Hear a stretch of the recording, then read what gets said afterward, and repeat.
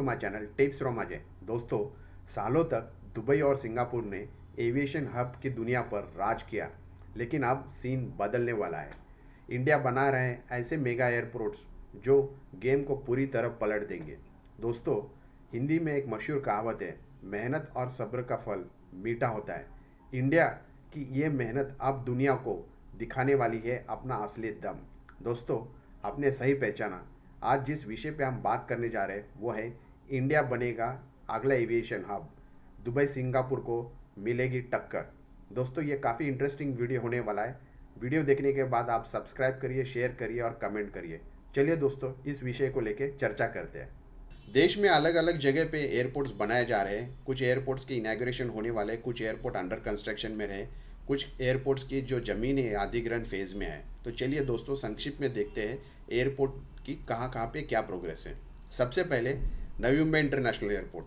Navi Mumbai international airport का जो phase 1 का इनॉग्रेशन है वो हो रहा है 8 या 10 अक्टूबर 2025 में। ये 5 फेज़ में बनाया जाएगा एयरपोर्ट, और इसका पहला फेज़ बनते ही यहाँ पे पैसेंजर और कार्गो एयरपोर्ट की डेवलपमेंट हमें दिखाई देगी। इसके साथ साथ दूसरा एयरपोर्ट जो बन के आ रहा है वो है जेवर एयरपोर्ट, जो नोएडा इंटरनेशनल एयरपोर्ट से नाम से भी होगा, और ये दिल्ली एनसीआर का एक बड़ा हब होगा। यहाँ पे कार्गो और पैसेंजर एयरपोर्ट के दोनों ऑप्शंस हमें यहाँ देखने को मिल सकते हैं। तीसरा एयरपोर्ट जो बन के जा रहा है ये पुरंदर इंटरनेशनल एयरपोर्ट है, जो पुणे शहर से 40-45 किलोमीटर की दूरी पे है साउथ पुणे सिटी से, और ये डिफेंस और कमर्शियल ही मिक्स और पैसेंजर के एयरपोर्ट्स के साथ डेवलप होकर आएगा। चौथा एयरपोर्ट जो ऑपरेशनल मोड में ऑलरेडी है वो है मोपा मनोहर इंटरनेशनल एयरपोर्ट, जो गोवा में है, और ये नॉर्थ गोवा में टूरिज्म और इकोनॉमी को रियल इस्टेट में बूस्ट कर रहा है। पांचवा जो है ये भोगापुरम आंध्र प्रदेश में रहेगा। छठा ढोलेरा, जो ये स्मार्ट सिटी गुजरात में ये बन के आएगा। तो ये कुछ नए ग्रीनफील्ड एयरपोर्ट से ये सभी मिलकर इंडिया को एक मल्टी हब एविएशन इकोसिस्टम का बढ़ावा देंगे। तो दोस्तों, इसके कुछ इंपॉर्टेंट की फैक्चुअल हाइलाइट्स हम देखते हैं।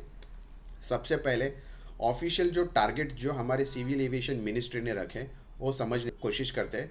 सबसे ministry of civil aviation international aviation hub जो स्ट्रैटेजी हमने डेवलप की है उसमें जो टारगेट्स रखे हैं, जो डोमेस्टिक पैसेंजर एयरपोर्ट को हम हब बनाने जा रहे हैं वो 2030 तक हम कोशिश करेंगे इसको बना के रहेंगे।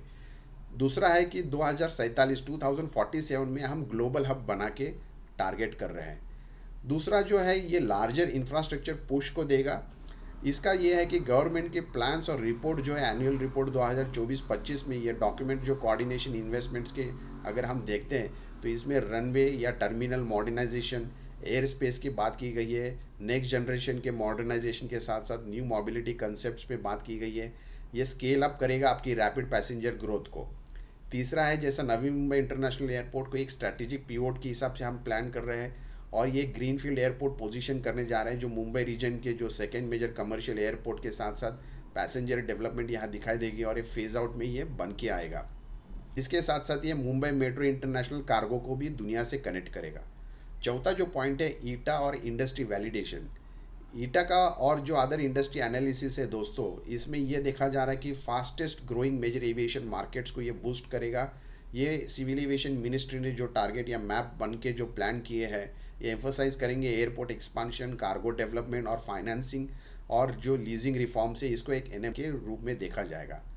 अब जो है पॉलिसी और इंस्टीट्यूशनल लेवर्स जो होते हैं, खासतौर पे एनसीएपी 2016 फाउंडेशन का अगर प्लस स्ट्रैटेजी हम देखते हैं, स्ट्रैटेजी डॉक्यूमेंट्स, इसके साथ साथ नेक्स्ट जनरेशन के जो एयरपोर्ट फॉर भारत इनिशिएटिव्स हैं, उसके साथ Udan regional connectivity, incentives for aircraft leasing, IFSC के फाइनेंस, और ये जो एक्सप्लिसिट करेगा आपके जो डॉक्यूमेंट्स और ये डिप्लॉय करेगी, अट्रैक्ट करेगी एयरलाइंस को और बढ़ावा देगी।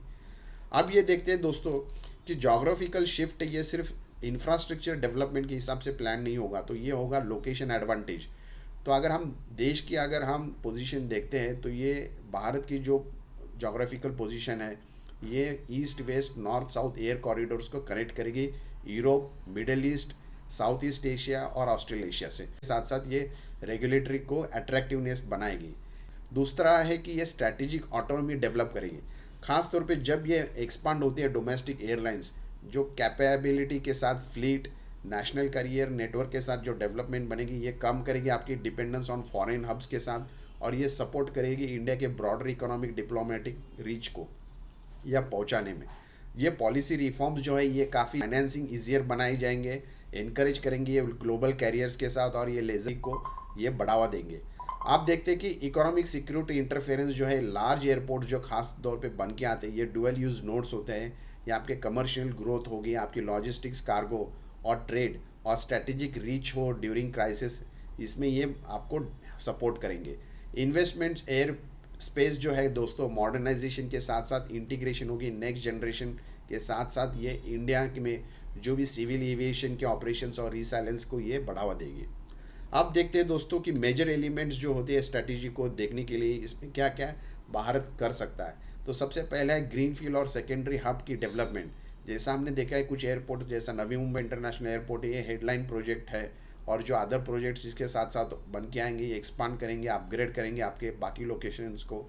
डीकंजेस्ट के साथ साथ प्राइमरी हब्स यहाँ पे डेवलप हो रहे हैं। दूसरा है air space and technology upgrade, आपको यहाँ दिखने मिलेगी, जैसा next generation air traffic system से ऑटोमेशन के साथ डेवलपमेंट होगी। एडवांस ग्रोथ एयर इंटीग्रेशन के साथ ये बढ़ावा होगी, और थ्रू आउट रन में ये डेवलपमेंट दिखाई देगी। हमने कुछ एयरपोर्ट देखे कि डिजिटलाइजेशन एयरपोर्ट बनने जा रहा है, जैसा Navi Mumbai international airport day 1 से इनॉग्रेशन के बाद। तीसरा है कि रीजनल कनेक्टिविटी उड़ान स्कीम के अंडर ये थाउजेंड्स ऑफ शॉर्ट रूट्स को फीड हब्स होगी। उसके साथ साथ ओरिजिनल या डिस्टिनेशन ट्रैफिक को ये इंक्रीज नेटवर्क के साथ ये डेंसिटी में बढ़ावा करेगी। चौथा है कि आपकी कार्गो और लॉजिस्टिक्स पुश है, डेडिकेटेड कार्गो के साथ साथ कैपेसिटी, जैसा रनवे लेंथनिंग, फ्लाइट कैपेसिटी को बढ़ावा करेगी, और ये सपोर्ट करेगी ट्रेड कॉरिडोर्स के साथ साथ एक्सपोर्ट्स को मैन्युफैक्चरिंग में सपोर्ट करेगी ये एरिया में।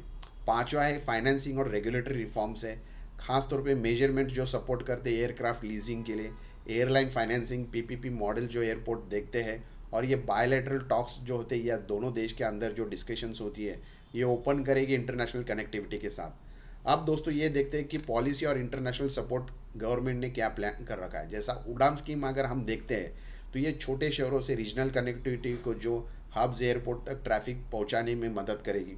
दूसरा है कि एयरक्राफ्ट लीजिंग और फाइनेंसिंग, जैसा गिफ्ट सिटी गुजरात को ये लीजिंग हब बनाया जा रहा है इस स्कीम के अंडर। तीसरा है कि बायलैटरल सर्विस एग्रीमेंट्स जो होती है, इसके साथ साथ इंटरनेशनल एयरलाइंस को इंडिया से कनेक्ट करने की सुविधा इसमें बनाई जाएगी। और चौथा है जो सबसे इम्पॉर्टेंट है, कार्गो और लॉजिस्टिक्स के कॉरिडोर्स, डेडिकेटेड कार्गो टर्मिनल्स बनेंगे, और एक्सप्रेस वे के साथ मतलब लॉजिस्टिक्स पार्स इसके साथ डेवलप होके आएंगे। दोस्तों इसके साथ साथ जो चैलेंजेस होती है, थोड़ा उसके ऊपर हम नज़र देख मारते हैं। सबसे पहला है कि लैंड एक्विजिशन और फार्मर्स के जो प्रोटेस्ट होते हैं, खासतौर पे जब हमने पुरंदर इंटरनेशनल एयरपोर्ट की जो बात की थी, तो पुरंदर में जो शुरू में हमने देखा है कि लैंड एक्विजिशन को लेके काफ़ी चैलेंज आ रही थी, खासतौर पे अंजीर और सीताफल किसानों का एक बड़ा मुद्दा रहा।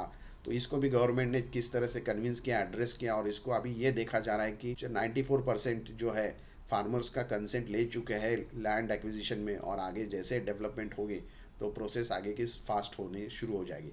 फिर आते हैं आपके एनवायरमेंटल इम्पैक्ट होते हैं, कुछ फॉरेस्ट क्लियरेंस होते हैं, पोल्यूशन, वाटर स्ट्रेस को लेके इश्यूज होते हैं, उसको किस तरह से हैंडल किया जा सकता है, वो एक चैलेंज होती है।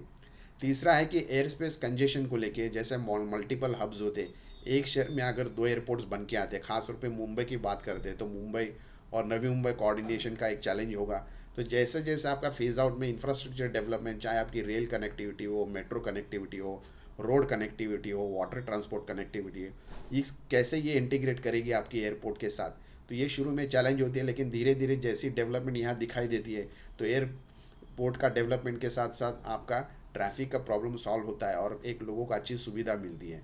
और पांचवा है आपका बायलैटरल इश्यूज जो राइट्स होते हैं, कई देशों के साथ जो हम लोग ओपन स्काइज एग्रीमेंट बनाते हैं, तो उसकी कैसी क्या ज़रूरत होती है, कौन कौन से रूल्स होते हैं, कौन कौन से पॉलिसी के अंदर ये बनाना पड़ता है। तो ऐसे कुछ चैलेंजेस शुरू में होते हैं। इस चैलेंजेस को पार करके जिस तरह से सिविल एविएशन मिनिस्ट्री ने टारगेट रखा है कि 2030 तक हम डोमेस्टिक हब बन के होके ही रहेंगे, और 2047 तक टू 2047 में हम एक ग्लोबल हब के उभर के आएंगे, और हम दुबई और सिंगापुर को टक्कर देंगे। तो ये एक बड़ा विषय को लेके ये चर्चा हो रही जा रही है, और इसका अगर हम फ्यूचर देखते हैं तो definitely India next aviation hub में 2030 तक बन के आना चाहिए, और 2047 तक 2047 का विजन रखा है, ग्लोबल एविएशन सुपर पावर बन के ही हम लोग डेफिनेटली इसमें दुबई और सिंगापुर या इस्तांबुल जैसे बड़े बड़े एयरपोर्ट्स को हम टक्कर देंगे।